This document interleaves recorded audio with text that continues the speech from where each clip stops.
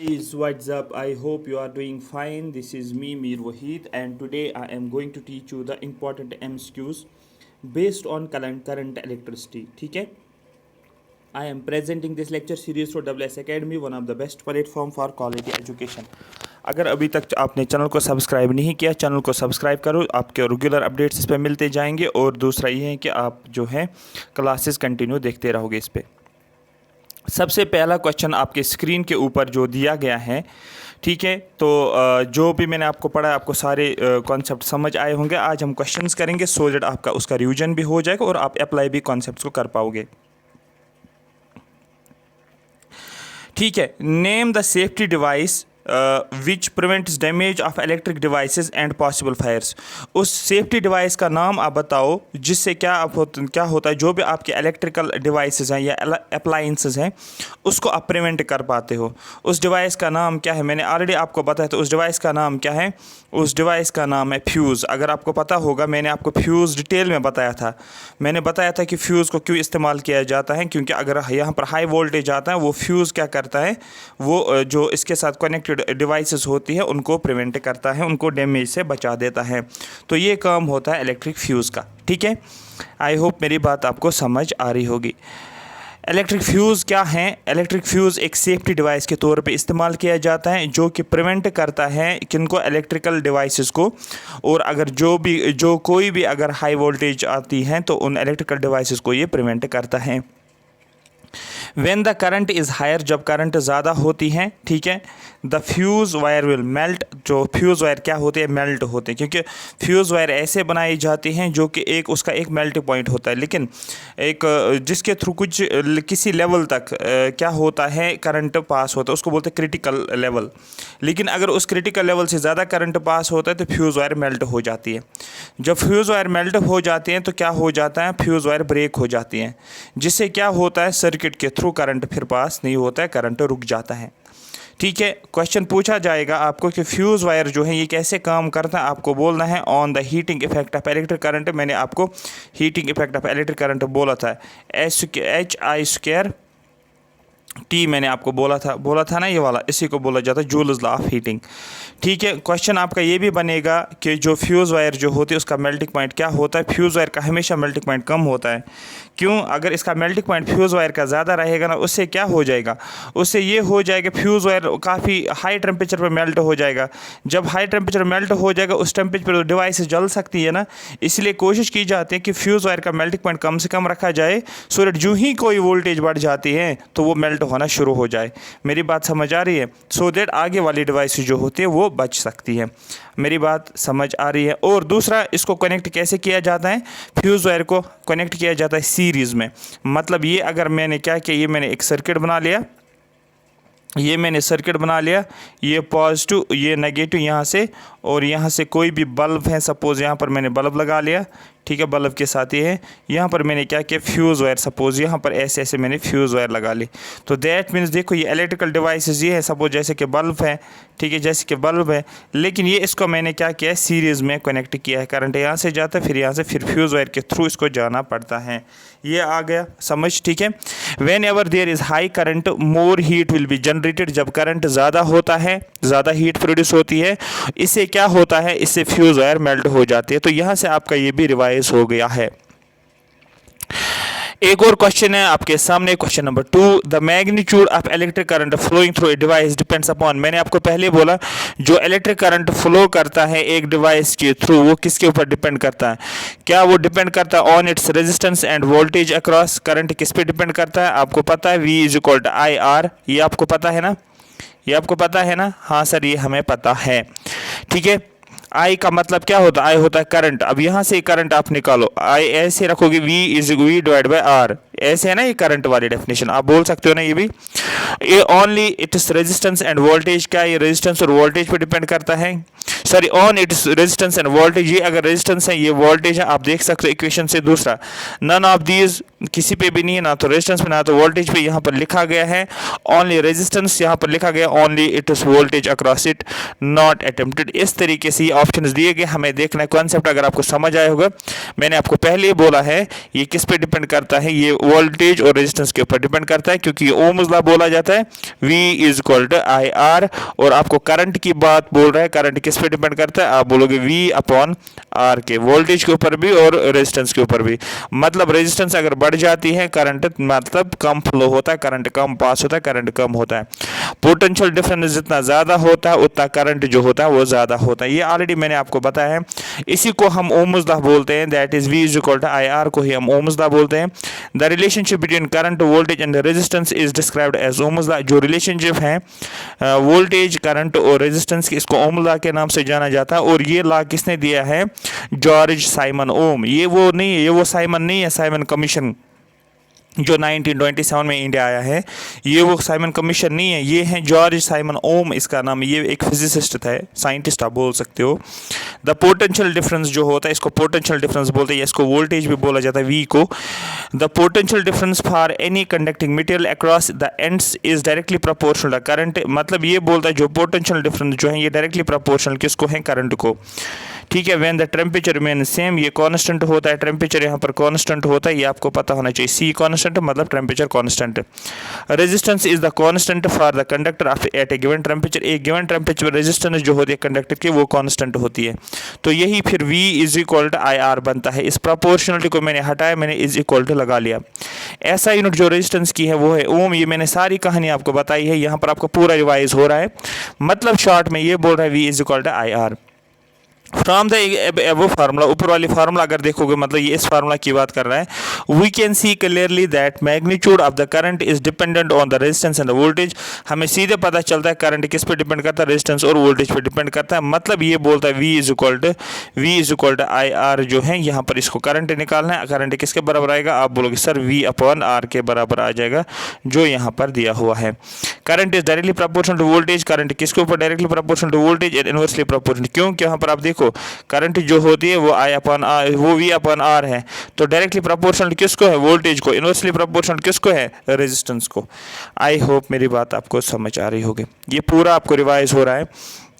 यहाँ पर मैं एक और कॉन्सेप्ट आपको रिवाइज करवाऊंगा। रेजिस्टेंस का मतलब क्या होता है, it is a property of a material. एक मटेरियल की प्रॉपर्टी होती है that resists the flow of electrons in a conductor, जो कि क्या करता है, ये रेजिस्ट करता है इलेक्ट्रॉन्स के फ्लो को जो कंडक्टर के थ्रू फ्लो होता है।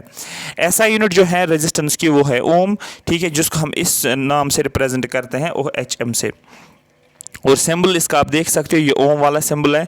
करंट की अगर बात करेंगे, द स्ट्रीम ऑफ इलेक्ट्रॉन, जो इलेक्ट्रॉन जो होते हैं फ्लो करते हैं, ठीक है, in a conductor produces current. ये इलेक्ट्रॉन जो होते हैं जब ये फ्लो करते हैं, ये इनका फ्लो करना, इनका मूव करना कंडक्टर के थ्रू, इसी की वजह से करंट प्रोड्यूस होता है।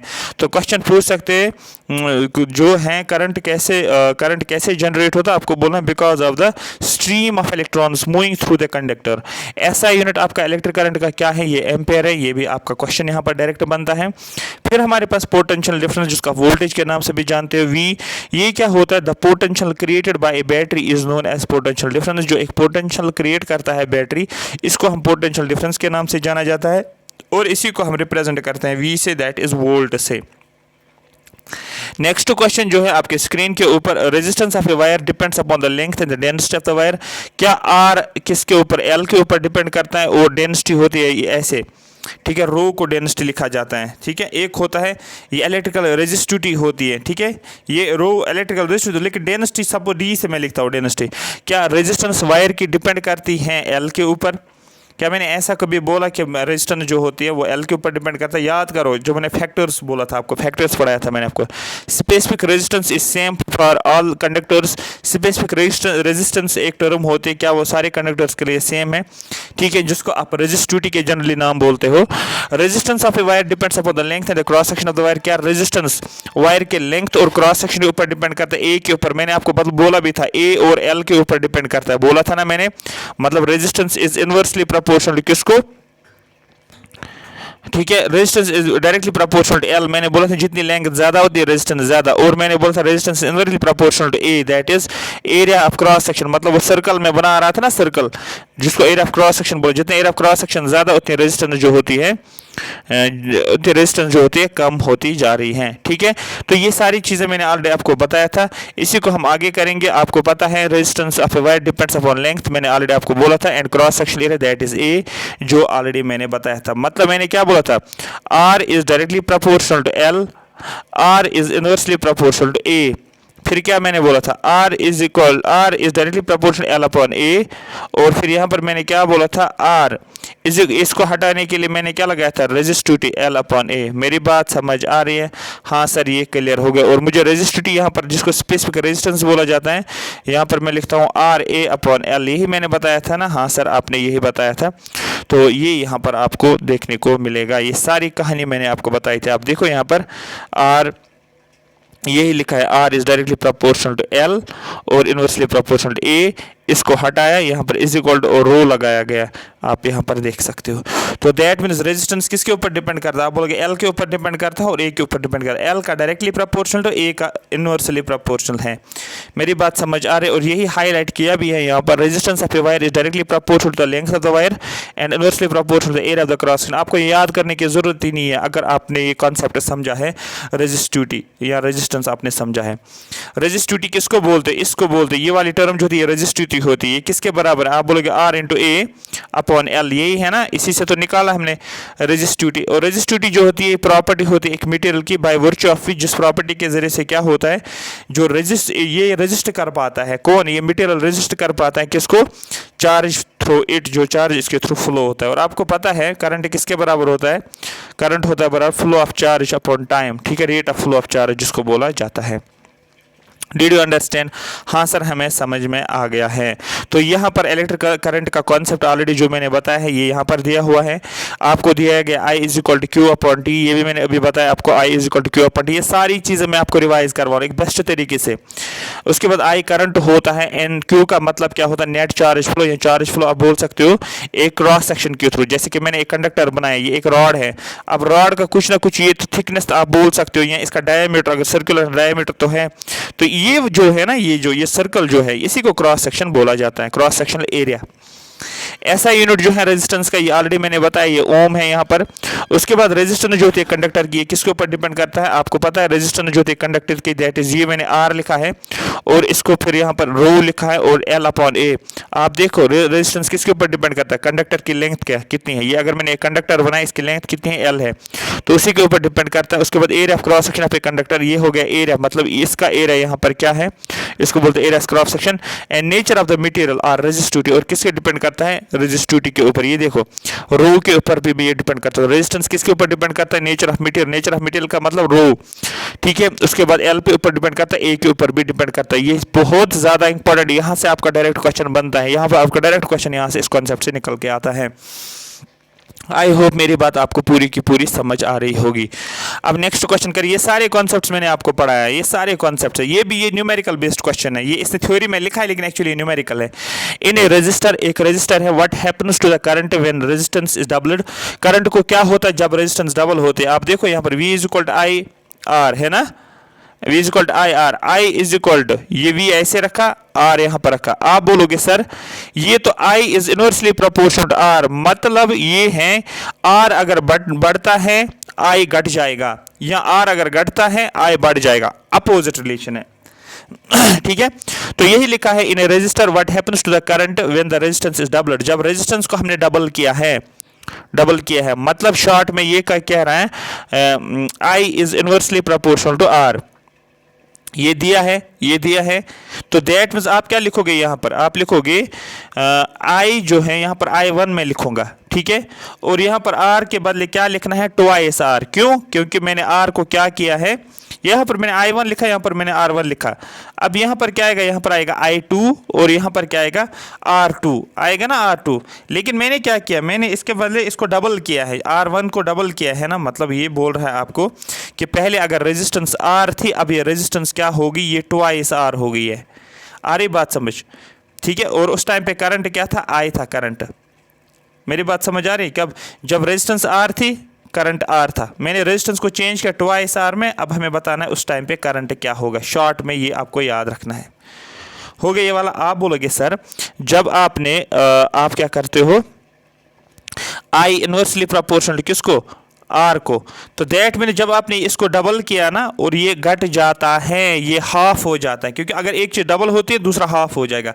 अगर ये 3 टाइम्स बढ़ जाएगा, ये 3 टाइम्स घट जाता है। मेरी बात समझ आ रही है? ये कॉन्सेप्ट है यहाँ पर, ये एक्चुअली रिलेशनशिप से निकलता है, इसी रिलेशनशिप से कि क्या बोलते हैं इसको, आर आई जो होता है ये किसके बराबर है, is directly proportional, inversely proportional I upon 1 upon R. ठीक है, तो दैट मीन्स अब यही आर क्या बना, आप बोलोगे सर ये आर बना ट्वाइस आर, ट्वाइस आर। तो यहाँ पर करंट I1 था, यहाँ पर हो गया ये वाला। ठीक है, तो ट्वाइस R1 बना, ये आर का बना ट्वाइस R1, मतलब रेजिस्टेंस क्या होगी, डबल होगी। आपको क्या बोला, करंट को क्या हो जाएगा, आप बोलोगे सर ये करंट जो हो जाएगा ये घट जाता है, कितना घट जाता है, आप बोलोगे सर करंट घट जाता है, हाफ हो जाता है करंट को। मेरी बात समझ आ रही है? क्योंकि अगर ये डबल हो गया, अगर ये डबल हो गया तो ये हाफ हो जाएगा। देखो मैंने इसको हाफ किया, I1 से मैंने क्या किया, उसका I1/2 मैंने किया, और ये रेजिस्टेंस थी R1, मैंने इसको क्या किया, ट्वाइस R1। क्यों? क्योंकि ये कॉन्सेप्ट है रिलेशनशिप इनवर्स है। मतलब क्या आ जाएगा यहाँ पर, हॉलोड इसको बोला जाता है। ठीक है, हॉलो का मतलब होता है हाफ हो जाएगा। आ रही बात समझ, हाफ होता है। ठीक है, तो यहाँ पर देख सकते हो करंट गेट्स हॉलोड, ये याद नहीं करना है, ये कॉन्सेप्ट है एक्चुअली। ये देखो V is equal to I R, I is equal to V upon R. आया समझ? The obstruction of current flow is called resistance. जो करंट फ्लो कर रहा होता है लेकिन इसको जो रुकावट आती है उसको बोलते हैं इसकी resistance. This implies that when the resistance is low, इसका मतलब जब रुकावट कम होगी उस टाइम क्या होगा, दैट मीन्स करंट उस टाइम अच्छा खासा फ्लो करता है, करंट विल बी हायर। ऐसे आप लेमन लैंग्वेज में समझो। ठीक है, एक आम भाषा में आप समझो। Ohm's law states that current flowing through a conductor is directly proportional to the potential difference। Ohm's law क्या बोल रहा है, करंट जो फ्लो होता है वो डायरेक्टली प्रोपोर्शनल V को होता है, और फिर यही बोला जाता है। यहाँ पर मैंने I लिखा, I is equal to sorry, यहाँ पर मैंने क्या लगा, I इंटू आर, और V इज इक्वल टू ये, और V is equal to I R आपका आ गया। और यहाँ से आप I निकालोगे V अपॉन आर। मैं इस बार बार क्यों रिपीट करता हूँ, क्योंकि ये आपको जब तक जितना आप रिपीट करोगे उतना ही आपको माइंड में रहेगा। This means that if resistance is doubled, इसका मतलब क्या बोलता है, मतलब ये बोलता है कि I is inversely proportional R। मतलब क्या है, अगर रेजिस्टेंस डबल हो जाती है R बनेगा twice R, current will decrease, current decrease हो जाएगा। लेकिन कितना डिक्रीज होगा, अगर ये डबल इसका हो रहा है, ये डबल बढ़ रहा है तो ये घट जाता है। फॉर एग्जाम्पल आपके दो भाई, आप दो भाई हो, ठीक है, एक का नाम है राम और दूसरे का नाम है श्याम। आपको दिया गया 100 रुपये, ठीक है, और यहाँ पर आपके पास 100 रुपये था और इसके पास भी 100 रुपये था। लेकिन आपको क्या किया गया है, राम को क्या किया गया, राम को दिया गया है, राम हो गया रेजिस्टेंस। ठीक है, राम हो गया रेजिस्टेंस, याद रखना। और ये था ईशान, आप लिखो ISHAN, ईशान, आई, ये हो गया आई। आपको पता है R इज इनवर्सली प्रोपोर्शनल आई, या I is inversely proportional R। अब यहाँ पर ये जो है राम को क्या किया गया, इसको दिया गया, इसको डबल किया गया, इसको 200 रुपीज़ बन गए, इसको डबल दिया गया। पहले इसके पास 100 था, अब इसको क्या किया गया है, जो ही इसको डबल किया गया अमाउंट, इसको 200 रुपये दिए गए, तो दैट मीन्स शाम के पास रहा सिर्फ 50 रुपये बस। दैट मीन्स ये कितना हो गया, 100 से कहाँ तक आ गया, 50 में, मतलब हाफ पे आ गया।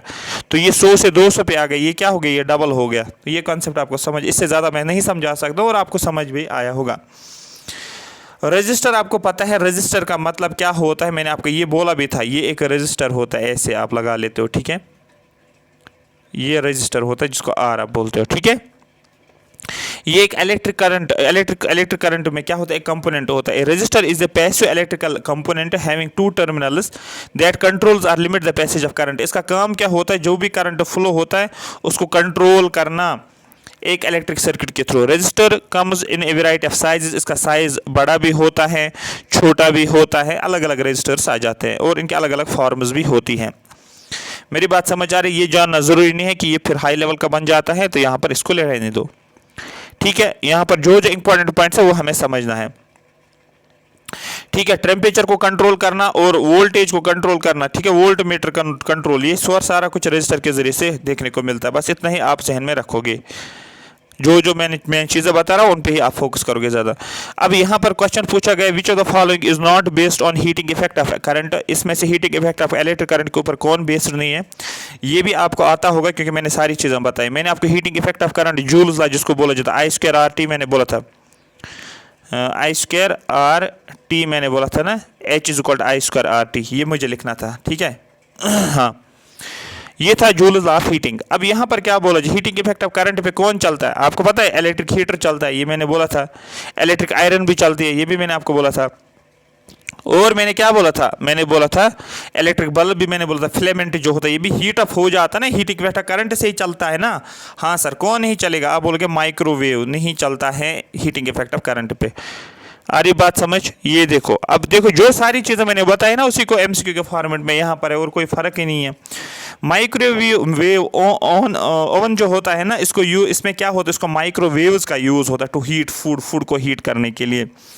In case of microwave oven, जो माइक्रोवेव ओवन होता है, the commonly used radio wave frequency is रफली, यहाँ पर रेडियो वेव फ्रीक्वेंसी को याद रखना बहुत ज़्यादा इंपॉर्टेंट है। यहाँ पर हीटिंग इफेक्ट ऑफ करंट काम नहीं करता है, यहाँ पर रेडियो वेव फ्रीक्वेंसी की यहाँ पर बात की जा रही है।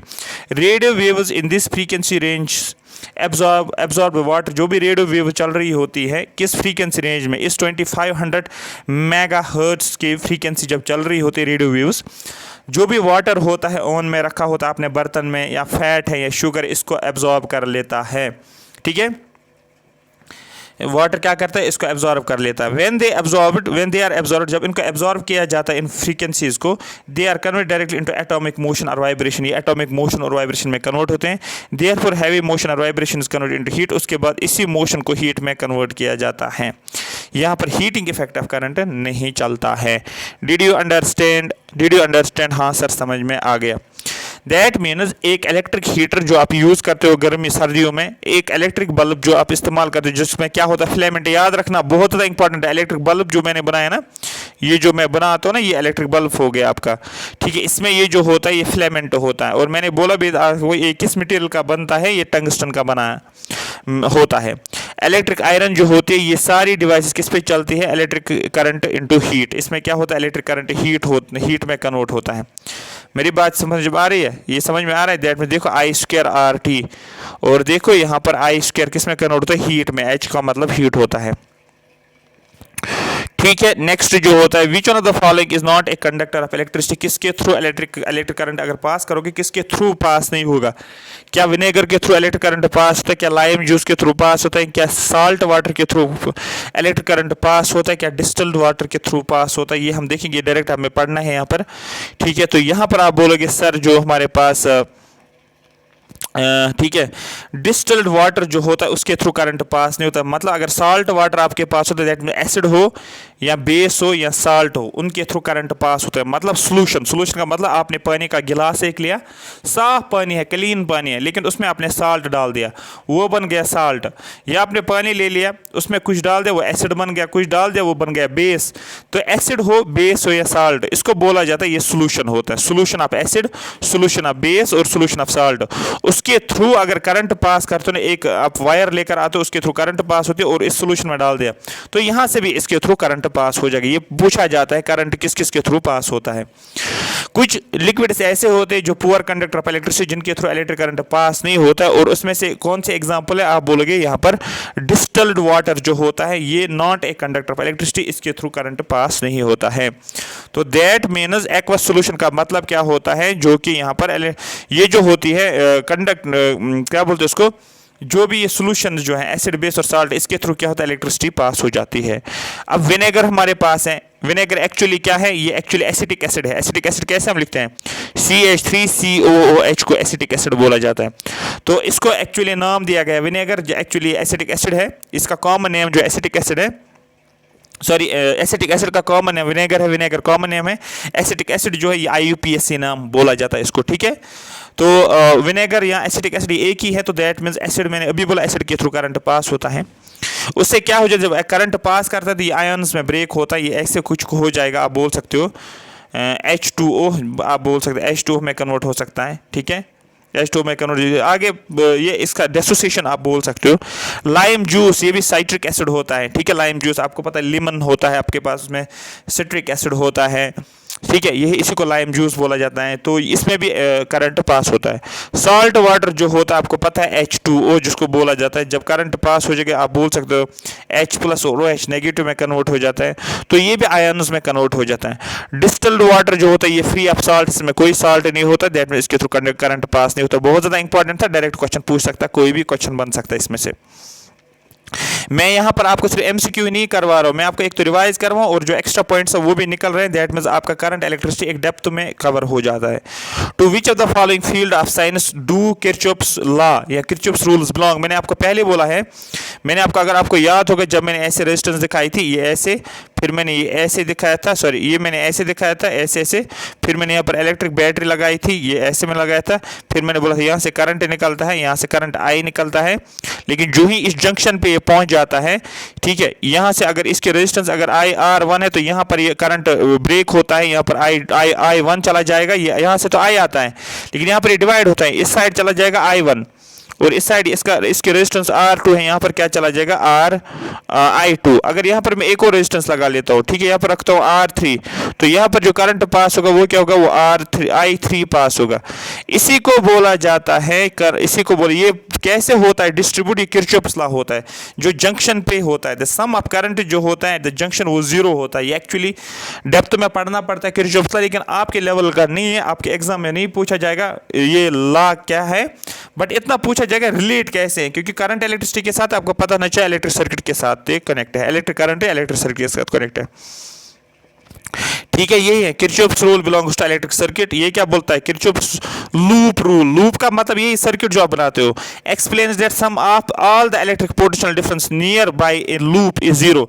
जो भी इलेक्ट्रिक पोटेंशियल जो होता है, potential difference, that summation of V, ये क्या होता है, सम, ये ऐसे मैं लिखता हूँ, ये ई नहीं है, ये समेशन को रिप्रेजेंट करते हैं, ठीक है, ये पोटेंशियल डिफरेंस होता है V is equal to zero. तो एक जंक्शन के ऊपर क्या होता है, सम ऑफ, आप ये बोल सकते हो जितने भी इलेक्ट्रिक पोटेंशियल जो होता है लूप पे वो जीरो हो जाता है, इस तरीके से आप याद रख सकते हो। ठीक है, आई होप मेरी बात आपको समझ आ रही होती है। ठीक है, सुपर कंडक्टर्स क्या होते हैं, आर द सब्सटेंस। मैंने आपको बोला था मैंने आपको कंडक्टर्स बोला था, मैंने आपको इंसुलेटर्स बोला था, मैंने आपको सेमीकंडक्टर्स बोला था। अब ये सुपर कहाँ से आ गया, सुपर मतलब ज़्यादा कुछ है। Conducts electricity at lower temperature, ये कंडक्ट करता है, करंट को कंडक्ट करता है, कैरी करता है, आप बोल सकते हो, एट लोअर टेम्परेचर पे। Of high resistance to flow the, इसकी रेजिस्टेंस, सुपर कंडक्टर ऐसा होता है जो कि हाई रेजिस्टेंस दिखाता है। क्या कंडक्टर हाई रेजिस्टेंस दिखाता है? आप बोलोगे वो कम कंडक्टर जो होता है हाई रेजिस्टेंस नहीं दिखाता, अदरवाइज अगर हाई रेजिस्टेंस दिखाएगा, जरा मुझे बोलो उसके थ्रू करंट पास होगा? करंट पास नहीं होगा। अगर हाई रेजिस्टेंस दिखाता है ना कंडक्टर या कोई सबस्टेंस हाई रेजिस्टेंस दिखाएगा, क्या उसके थ्रू करंट पास होगा? करंट पास नहीं होगा, तो फिर वो कंडक्टर कहलाएगा नहीं, कंडक्टर नहीं कहलाएगा। तो दूसरा तो है ही नहीं, दूसरा तो है ही नहीं, मतलब हाई रेजिस्टेंस नहीं हो सकती। ऑफ नो रेजिस्टेंस, जिसकी रेजिस्टेंस नहीं होती है, conducts electricity at high temperature. तो यहां पर आप देख सकते हो, ये इंपॉर्टेंट है, बहुत ज्यादा इंपॉर्टेंट क्वेश्चन है। ठीक है, ऑफर्स नो रेजिस्टेंस, डेफिनेटली कोई रेजिस्टेंस नहीं है। हाई रेजिस्टेंस मैंने अभी बोला था, अगर हाई रेजिस्टेंस होता तो करंट, अगर हाई रेजिस्टेंस होगा तो फिर करंट फ्लो नहीं होगा, करंट फ्लो नहीं होगा, वो कंडक्टर है ही नहीं, फिर वो कंडक्टर नहीं है तो फिर क्या है, फिर वो इंसुलेटर है। अरे बात समझो, दैट मीन्स सुपर कंडक्टर का मतलब क्या होता है, जिसकी रेजिस्टेंस क्या होती है, रेजिस्टेंस कम होती है, और जब रेजिस्टेंस होगी ही नहीं, कंप्लीटली जीरो होगा, तो वो बन जाता है हमारे पास superconductor. Did you understand? आपको समझ आया होगा ये बात भी। ये पूरे तरीके से मैंने आपको एक ब्रॉडर परस्पेक्टिव से आज समझा रहा हूँ। Superconductors are the substance that has zero resistance. Question पूछ सकते हैं आपको, सुपर कंडक्टर्स क्या है, आपको बोला ऐसे के सबस्टेंसेस जिनका रेजिस्टेंस जीरो होता है एट लो टेम्परेचर, जब टेम्परेचर कम होता है। ये आपको समझ आया होगा। ठीक है, उसके बाद ये ऑलरेडी आपको पता है, हमारे पास जो होता है सबस्टेंस जो होते हैं वो चार टाइप्स में हम डिवाइड करते हैं सबस्टेंसेस को। किसके बेसिस पे? कंडक्टिविटी के बेसिस पे। कंडक्टिविटी होती है उसके बेसिस पे। इसमें इंसुलेटर जिसके थ्रू करंट पास ही नहीं होता है, मतलब क्या होता है, जिसके थ्रू चार्ज फ्लो नहीं होता या करंट पास नहीं होता है। ठीक है, they do not have free electrons, मतलब E charge flow, sorry Q charge flow नहीं होता या इलेक्ट्रॉन्स फ्लो नहीं करते उसके थ्रू। जैसे कॉटन, आपके पास कॉटन होता है, क्या उसके थ्रू इलेक्ट्रिक करंट पास होता है? नहीं। लकड़ी के थ्रू होता है? नहीं। गिलास के थ्रू होता है? ये एग्जांपल्स याद होने चाहिए, टिप्स पूछा जाएगा। विच of the following is a conductor, which of the following is a which of the following is an insulator. ठीक है, कंडक्टर्स आपको पता है कॉपर, सिल्वर, आयरन, एल्यूमिनियम। ठीक है, मेटल्स जो होते हैं। The substance that allow the current to flow through them, ऐसे सबस्टेंस जो कि अलो करते हैं करंट को पास होने के, के लिए उनको बोला जाता है कंडक्टर्स। इनके पास फ्री इलेक्ट्रॉन्स होते हैं, बहुत सारे इलेक्ट्रॉन्स होते हैं जो मूव कर रहे होते हैं। सुपर कंडक्टर जिसकी रेजिस्टेंस जीरो, जिसका आर जीरो होता है, इसको बोला जाता है सुपर कंडक्टर। सेमी कंडक्टर्स का मतलब क्या होता है, जिसकी रेजिस्टिविटी जो होती है वो कंडक्टर और इंसुलेटर के बीच में होती है। ये कंडक्टर है, ये सेमी कंडक्टर है, ये इंसुलेटर है। इसकी रेजिस्टिविटी कुछ होगी सपोज 100, इसकी रेजिस्टिविटी होगी सपोज 50, इसकी रेजिस्टिविटी होगी 50 से 100 के बीच में। किसकी? इसके बीच में 50 से 100 के बीच में, दैट इज 60 भी हो सकती है, 70 भी हो सकती है। इसी को बोला जाए सेमी कंडक्टर। मतलब ऐसे सबस्टेंसेस, ऐसा मटेरियल जिसकी इलेक्ट्रिकल रेजिस्टिविटी जो है ये वाली, ये किसके बीच में होती है, कंडक्टर और इंसुलेटर की। जैसे silicon and germanium, silicon chips के बारे में पढ़ा होगा। ठीक है, यहाँ पर एक न्यूमेरिकल भी है, ये क्वेश्चन दिया गया है आपको, how much work has to be done to transfer a charge of 3 coulomb. Charge 3 coulomb का मतलब क्या होता है, Q is equal to 3C 3 coulomb across 2.7 के पोटेंशियल डिफरेंस है। पोटेंशियल डिफरेंस का मतलब V दिया गया, V कितना है 10 वोल्ट्स।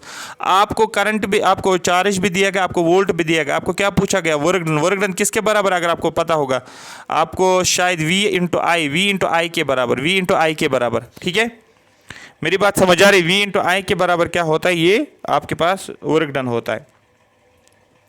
और मुझे बोला, आपको पूछा गया वर्क डन कितना है, आप क्या बोलोगे आंसर, क्या 30 आ जाएगा, या ये 30 हो सकता है। ठीक है, लेकिन ये तो आएगा ना, तो पहला आएगा ना तो दूसरा आएगा। अब आप बोलोगे सर पहला दूसरा, पहले क्यों बोलते ये दो नहीं आएंगे। अरे भाई जरा यूनिट देखो, यूनिट एम्पेयर है और एम्पेयर है, ये तो करंट के यूनिट है, लेकिन यहाँ पर तो बोला जाता है वर्क डन का। वर्क डन का यूनिट क्या होता है, जूल। तो इन दो में से एक आ जाएगा, बात खत्म। तो पहले तो यही कन्फर्म हो गया। ठीक है, अब यहाँ पर हम फार्मूला देखेंगे तो आपको सीधे समझ में आ जाएगा। सीधे आपको पता है वर्क डन किसके बराबर होता है। आप बोलोगे सर वर्क डन होता है V इंटू क्यू। V का मतलब पोटेंशियल डिफरेंस कितना दिया गया था, वो अभी पोटेंशियल डिफरेंस कितना दिया गया था सर, 10 दिया गया था। Q कितना दिया गया था सर, 30 दिया गया था। 10 3 ज़र कितना हो गया, 30 डायरेक्ट। और इसका वर्क डन जो होता है, इसका यूनिट क्या होता है, जूल। यहाँ पर प्लस है, कोई नेगेटिव वैल्यू दिया गया नहीं, नेगेटिव वैल्यू नहीं है, तो 30 आ जाएगा। यहाँ पर आप देखो जूल, ना कि आई का निकाल। आपको यहाँ पर आई की कोई बात ही नहीं चल रही, करंट की कोई इशू ही नहीं है यहाँ पर। क्यों? क्योंकि यहाँ पर हमारे पास Q इंटू V डायरेक्ट दिया गया है वर्क डन का। तो ऐसे न्यूमेरिकल्स आपको समझ आए होंगे, ये याद नहीं करना, ये आपको सीधे सिर्फ अगर ये कॉन्सेप्ट पता है work done is equal to V into Q, तो आप इजीली निकाल सकते हो। अल्टरनेटिंग करंट जिसको AC आप बोलते हो, और डायरेक्ट करंट का मतलब जिसका DC बोलते हो। डिस्ट्रिक्ट कलेक्टर नहीं, ये DC है डायरेक्ट करंट, और AC का मतलब अल्टरनेटिव, अल्टरनेटिंग जिसको बोला जाता है। In alternating current the direction and magnitude of current varies. जो आपका AC करंट आता है ना, AC करंट जिसको बोला जाता है, AC करंट, वो क्या होता है, क्या उसमें डायरेक्शन और मैग्नीट्यूड जो होता है करंट, वो कैसे वेरी करता है, ये नया कॉन्सेप्ट है। आप बोलोगे जो इलेक्ट्रिक करंट फ्लो होता है वो दो तरीक़ों से होता है। इलेक्ट्रिक करंट फ्लो होता है या तो ऐसे आ जाएगा, जो डायरेक्ट आपको देखो ये डायरेक्ट लाइन है ना, ये इसको बोलते हैं डायरेक्ट करंट। और अल्टरनेट का मतलब होता है ऐसे ऊपर नीचे ऊपर नीचे ऊपर नीचे, जो साइनोसाइडल जिसको बोला जाता है। आया समझ? कुछ समझ आ रही है बात मैं क्या बोल रहा हूँ? इलेक्ट्रिक करंट जब करंट फ्लो करता है ना, आई जब फ्लो करता है ना, उसके पास दो ऑप्शन होते हैं, या तो स्ट्रेट जाएगा, तो पहला, या तो क्या हो जाएगा, या तो ऊपर नीचे, जैसे पहाड़ होता है, पहाड़ और वैली होते हैं, हिल और वैली, इसको साइनोसाइडल बोला जाता है। ठीक है, तो इसको बोला जाता है डायरेक्ट करंट। पहला जो होता है इसको मतलब DC, और दूसरा जो होता है ये AC, इसको बोलता है अल्टरनेटिव करंट। बहुत इंपॉर्टेंट है, बहुत इंपॉर्टेंट क्वेश्चन। आपको डायग्राम दिया जाएगा, बोला जाएगा ये कौन सी डायग्राम है, आप सीधे बोलोगे सर ये करंट फ्लो करता है विद टाइम के साथ साथ, मतलब 5 मिनट 10 मिनट कितना करंट, लेकिन ये देखो स्ट्रेट है, इसको डायरेक्ट करंट बोला जाता है। अल्टरनेटिव का मतलब ऊपर नीचे, नीचे ऊपर, ऊपर नीचे, ये देखो ऊपर मैग्नीट्यूड, नीचे आप देखो यहाँ से यहाँ तक। सपोज आप बोलोगे करंट फ्लो हो रहा है 10 एम्पियर, फिर ऊपर गया, फिर 10 एम्पियर पे पीक पे पहुँच गया, फिर कम होता जा रहा है, फिर 8 7 6 5 4, फिर 0 पे आ गया, फिर नीचे चला गया, फिर ऊपर फिर से आ गया। अरे बात समझ? जैसे हम ये पढ़ते हैं, आप ये बोल सकते हो, क्या बोलते हो उसको यार, इकोनॉमिक्स में पढ़ते हैं GDP नहीं, हम पढ़ते हैं ना इन्फ्लेशन, फिर गैलोपिंग इन्फ्लेशन, सॉरी ये होता है इन्फ्लेशन, फिर रिफ्लेशन, फिर डिफ्लेशन, फिर हम पढ़ते हैं रिसेशन। उसी तरीके का कॉन्सेप्ट आप समझो ये। ठीक है, डायग्राम मतलब डायग्राम आप उसी तरीके से समझो। The electric current whose direction changes periodically, time to time. Periodical का मतलब time to time current change हो जाता है। ठीक है, करंट चेंज, पैसे पहले करंट कैसे चल रहा था, 5 मिनट ऐसे बढ़ता, जब देखो यहाँ से यहाँ तक बढ़ता जा रहा था, फिर क्या हो गया, फिर घट गया, फिर नीचे देखो फिर घट रहा है और घट रहा है, और अब देखो यहाँ पर ऊपर आ गया, पॉजिटिव बन गया। मतलब जिसकी डायरेक्शन भी चेंज होती है और जिसका मैग्नीट्यूड भी चेंज होता है, उसी को बोला जाता है अल्टरनेटिंग करंट। लेकिन जो हमारे पास डायरेक्ट करंट होता है वो डायरेक्टली फ्लो करता है, उसका मैग्नीट्यूड चेंज नहीं होता है, वो एक डायरेक्शन को फॉलो करता है, ठीक है। तो अल्टरनेटिंग करंट जो होती है रिवर्स इस डायरेक्शन, पहले ऐसे डायरेक्शन होती है फिर रिवर्स करता है, फिर और ऊपर आता है फिर ऐसे करता है। It also change its magnitude periodically because of induced electromagnetic force EMF, जिसको बोला जाता है, ठीक है, जिसको शॉर्ट में ई भी ऐसे भी लिखते हैं या ऐसे भी लिखते हैं, ठीक है। तो इसमें क्या होता है, क्योंकि इस पर मैग्नीट्यूड चेंज होता है, क्योंकि ईएमएफ जो होता है वो चेंज देखने को मिलता है, ठीक है। क्लियर हो गया? हाँ सर हमें क्लियर हो गया। यहाँ तक ये बात आपको समझ, बस इतना ही आपको समझना था कि यहाँ पर electric alternative current direct current में फ़र्क है। For alternative current both magnitude and direction changes, बस यही आपको यहाँ पर पॉइंट जो है माइंड में रखना था, ठीक है, माइंड में रखना था, ठीक है। Direct current flows only in one direction, जो हमारे पास क्या बोलते हैं उसको, डायरेक्ट करंट जो होता है वो कैसे फ्लो करता है, वो एक ही डायरेक्शन में फ्लो करता है, एक ही डायरेक्शन। आप देखो यहाँ से यहाँ तो ऐसे फ्लो करेगा, एक ही डायरेक्शन में फ्लो करेगा, ऊपर नीचे नहीं करता है। नेक्स्ट क्वेश्चन आप देख सकते हो, dash is the work done in moving a unit charge from one point अंदर। मैंने आपको पहले बोला इस पॉइंट से, पॉइंट ए से पॉइंट बी तक आपको चार्ज लेकर जाना है। ये चार्ज लेने के लिए आपको कुछ काम करना पड़ेगा, जितना आपको काम करना पड़ेगा to bring this charge from point A to point B, इसको बोलते हैं, आपने क्या किया है, आपने किया है पोटेंशियल डिफरेंस होता है एक्चुअली ये कॉन्सेप्ट, दैट इज वी। आ रही बात समझ? ये हो गया क्लियर? ये भी ऑलरेडी मैंने आपको बताया, बस ये लिखा गया। पोटेंशियल डिफरेंस का मतलब एक्चुअली वोल्टेज होता है और जिसका यूनिट जो होता है वोल्ट होता है, ठीक है। क्लियर हो गया? समझ आ गया? ठीक है। नेक्स्ट अगर आप यहाँ पर देखोगे, flow of electron in A complete circle, ये होता है इलेक्ट्रिक करंट। इलेक्ट्रिक करंट का यूनिट जो होता है दैट इज एम्पेयर। पावर जो होता है इसका यूनिट जो होता है दैट इज वाट। रेजिस्टेंस का यूनिट जो होता है दैट इज ओम। इस पे क्वेश्चंस बनते हैं, इस पे न्यूमेरिकल्स भी पूछे जाते हैं, ये आपको माइंड में होना चाहिए। किरचॉफ्स लॉ यहाँ पर मैं रिपीट कर रहा हूँ, किरचॉफ्स लॉ जो होता है ये दो रूल्स होते हैं इलेक्ट्रिक करंट जब फ्लो करता है। एक होता है जंक्शन रूल, मैंने पहले बोला था अगर ऐसे करंट आ जाता है, अगर यहाँ से ऐसे करंट आ जाता है, लेकिन ये जंक्शन है, एक तो यहाँ से करंट यहाँ से आई आता है तो इस साइड चला जाएगा करंट, तो I1 आ जाएगा और ऊपर चला जाएगा ये I2 बन जाएगा, इसी को बोला जाता है जंक्शन। ये देखो जंक्शन। दूसरा होता है लूप रूल। लूप रूल का मतलब होता है कंप्लीट सर्कल एक होता है, लेकिन जंक्शन रूल में क्या होता है, the sum of currents entering in a junction must be equal to sum of currents at leaving it. तो इस जंक्शन में जो करंट्स आ रहे हैं, इस करंट इसकी तरफ कौन सा करंट आ रहा है, देखो इस तरह इसकी तरफ, इस जंक्शन ये है ना, ये डॉट, ये जंक्शन है ना, जॉइंट है, इसकी तरफ कौन सा एरो देखो, इसकी तरफ कौन सा करंट आता है, इसकी तरफ आई करंट आता है, लेकिन इस जॉइंट से कौन कौन सा करंट निकलता है, आप क्या बोलोगे, ये दूर जाता है, ठीक है। इस जॉइंट से करंट निकल रहा है, इस जॉइंट से करंट निकल रहा है, वो बनता है I1 प्लस I2, यही है मतलब। इसकी तरफ कौन सा करंट जाता है, आप बोलोगे I जाता है, और इससे निकलता कौन सा करंट है, इस जॉइंट से, आप बोलोगे I1 निकलता है और I2 निकलता है। जो I1 और I2 इनको प्लस करोगे वो किसके बराबर करोगे, जॉइंट की तरफ। जॉइंट से देखो ये जॉइंट है, यहाँ पर जो चीज़ें आ रही हैं उन सबको इकट्ठे करो और जो चीज़ें जा रही हैं उन सबको इकट्ठे करो, तो फिर क्या करो, फिर इसको इज इक्वल टू में करो, इसको बोला जंक्शन रूल। देखो यहाँ पर ध्यान से देखो, जैसे कि मैंने एक पॉइंट ए, ये पॉइंट बनाया, पॉइंट ओ, यहाँ से मैंने 5-10 लाइन इसमें ड्रा कर रहा हूँ, ऐसे ऐसे ऐसे ऐसे। ये एरो मैंने इसकी तरफ दिखाया, ये मैंने I1 लिखा, ये एरो मैंने इसकी तरफ दिखाया, ये मैंने I2 दिखाया, ये एरो मैंने इसकी तरफ दिखाया, यहाँ पर मैंने I5 लिखा सपोज। ये एरो जो होता है बाहर की तरफ है, यहाँ पर मैंने I6 लिखा। ये एरो जो है ये भी बाहर है, जैसे कि मैंने इसको I3 लिखा। यहाँ पर एरो जो ये बाहर की तरफ है, मैंने I4 लिखा। अब आपको क्या करना, आपको जंक्शन रूल लगाना है। जंक्शन रूल कैसे अप्लाई होता है, जंक्शन रूल होता है अप्लाई, जो भी करंट किसकी तरफ जाता है, इस डॉट की तरफ जाता है, इस जंक्शन की तरफ जाता है, कौन कौन सा जा रहा है, आप बोलोगे सर ये एरो देखो जरा I1, ये एरो देखो जरा I2, ये एरो देखो ये भी इसकी तरफ है I5। तो that means I1 plus I2 plus I5 जो है ये हो गए एक साइड से, इनको मैंने प्लस किया, लेकिन फिर बचा क्या, ये I4 इससे दूर जाता है जंक्शन से, ये I3 इससे दूर जाता है जंक्शन से, I6 से इससे दूर जाता है, इज इक्वल करो, इनको मिलाओ I3 I4 I6 को, I3 I plus I4 plus I6, आप इजीली बता सकते हो। ये हमारे पास हो गया किरचॉफ्स लॉ का जंक्शन रूल। ये आपको क्लियर हुआ होगा, ठीक है। उसके बाद the algebraic sum of charges in potential around any close loop is zero, that is summation of V is equal to zero होता है। जो भी पोटेंशियल होता है वो हमें जीरो के बराबर करना पड़ता है, ये लूप रूल बोला जाता है। नेक्स्ट क्वेश्चन जो है थिन वायर, देखो एक मोटी वायर होती है, ये मैंने वायर एक बना लिया, ये मोटी वायर है। दूसरा थिन पतली सी wire, the thin wires of which of the following metal is used for making filament in electric bulb. मैंने पहले ही बोला आपको जो फिलामेंट होता है ये किस में होता है, ये बल्ब में होता है, ये मैं काफ़ी बार बता चुका हूँ, ये बल्ब में फिलामेंट होता है।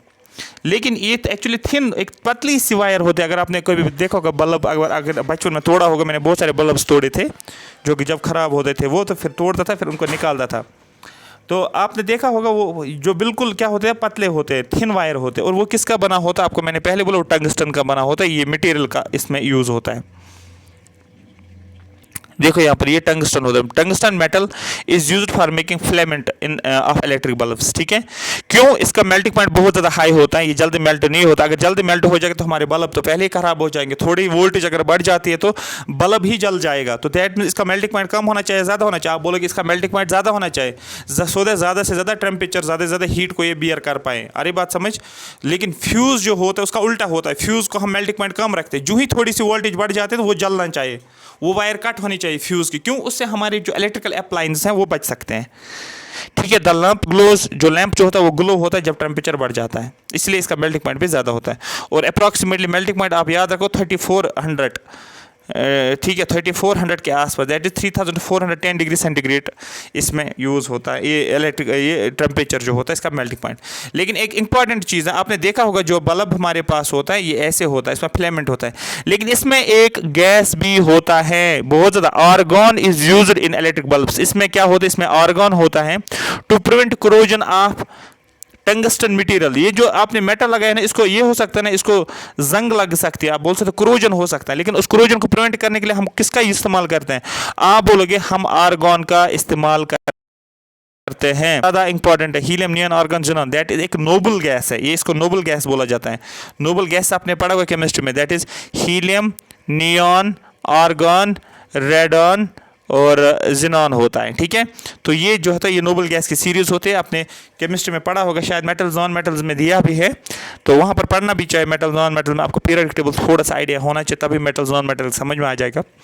तो argon is used in electric bulbs to prevent. Question पूछेगा ऐसा कौन सा गैस है, नोबल गैस है जो हम बल्ब में इस्तेमाल करते हैं, आप बोलना है आर्गन। क्वेश्चन पूछेगा आर्गन जो हम इलेक्ट्रिक बल्ब में इस्तेमाल करते हैं क्यों करते हैं, आपको बोलना है कोरोजन को प्रिवेंट करना है। किसका कोरोजन होता है? टंगस्टन का। टंगस्टन किस में इस्तेमाल होता है? फिलामेंट में। फिलामेंट किस में इस्तेमाल होता है? आप बोला इलेक्ट्रिक बल्ब में। उससे क्या होता है, इलेक्ट्रिक बल्ब जो होता है वो हमें लाइट देता है।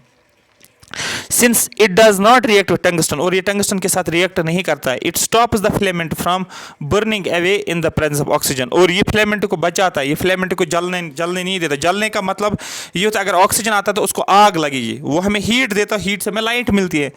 अदरवाइज अगर ऑक्सीजन आता है तो ऑक्सीजन की वजह से आग बढ़ जाती है ना, तो फिर वो पूरा ही जल जाएगा। Hence which results in increase light bulb life, जिसकी वजह से बल्ब की लाइफ जो होती है वो बढ़ जाती है। In an electric bulb electric energy is converted to light energy. याद रखना इलेक्ट्रिक एनर्जी जो होती है ना, इलेक्ट्रिसिटी जो आती है वो लाइट में कन्वर्ट हो जाती है, ये याद रखना, लाइट में कन्वर्ट हो जाती है। किस में? इलेक्ट्रिक बल्ब में। टंगस्टन को सिंबल होता है W, एटॉमिक नंबर जो होता है 74, और एटॉमिक मास जो होता है दैट इज ये आपको 183 जो दिया गया है। ये एक्चुअली आपको समझना नहीं है कि एटॉमिक नंबर क्या होता है, ठीक है, प्रोटॉन्स, न्यूट्रॉन्स, इलेक्ट्रॉन्स ये किस में क्या होते हैं, यहाँ पर समझने की ज़रूरत नहीं है। आई होप ये पूरी की पूरी सीरीज़ आपको समझ है। ये टॉप मोस्ट क्वेश्चन थे, मैंने एक्सप्लेनेशन भी बताया, एक्सप्लेनेशन पढ़ना ज़रूरी था क्योंकि इसमें आपने एक तो रिवाइज भी किया है पिछले 3-4 लेक्चर्स को, और दूसरा आपका ये कंप्लीट क्वेश्चंस भी समझ में आ गए हैं।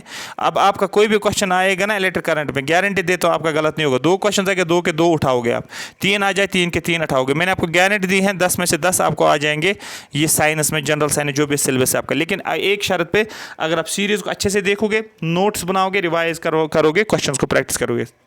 Thank you so much for watching me. अगर आपको सेशन अच्छा लगा तो सेशन को लाइक करोगे, शेयर करोगे और अपना कमेंट ज़रूर मेंशन करोगे। उस कमेंट्स को मैं फिर शेयर भी करता हूँ, जिसका अच्छा कमेंट होता है उसको मैं स्क्रीनशॉट उठाकर फिर शेयर भी करता हूँ, फेसबुक पे भी, यूट्यूब पे भी, टेलीग्राम पे भी। तो अच्छे से अच्छा कमेंट लिखो, जो आप जो है ऑनेस्ट रिव्यू है आपका, आप वो मेंशन करोगे। Thank you so much for watching me.